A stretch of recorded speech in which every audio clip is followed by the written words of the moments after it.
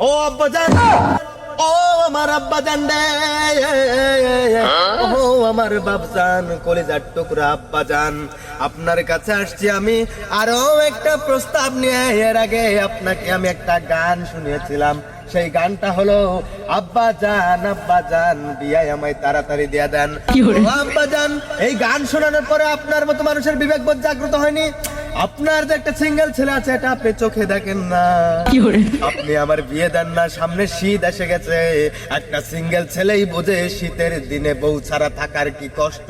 কথা কর বাজান রে। দিনের পর দিন কোল বালিশকে নিয়ে রাতের বেলা রাত্রি যাপন করেছি, ঘুমাইছি, কত যে কষ্ট হয়েছে এটা একমাত্র আমি জানি, আর আমার আল্লাহ মাবুদ জানে, যিনি আমাকে সৃষ্টি করেছে, আপনার গর্ভে আমার জন্মদান দিয়েছে। আমার আম্মা জানের পেটে গর্ভধারণ। ও বাজানডে, আমি বিয়ের নেশায় পাগল হয়ে গেছি। কি থেকে কি বলতেছি, আমার কথাবার্তার লাইন গাট নাই।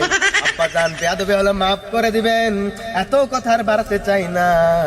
দয়া করে শীত এসে গেছে, আপনার এই সিঙ্গেল ছেলেটার দিকে একটু নজর দিবেন, আর আমাকে দয়া করিয়া মায়া করিয়া বিয়ে দিয়া দিবেন একটা সুন্দরী ফুটফুটে হিজড়া মেয়ে দেখে।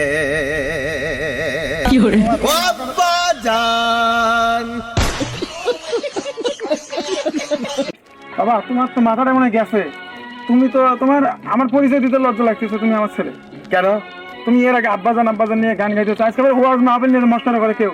আব্বাজান এটা মস্করা না আব্বাজান, এটা আমার ভিতরের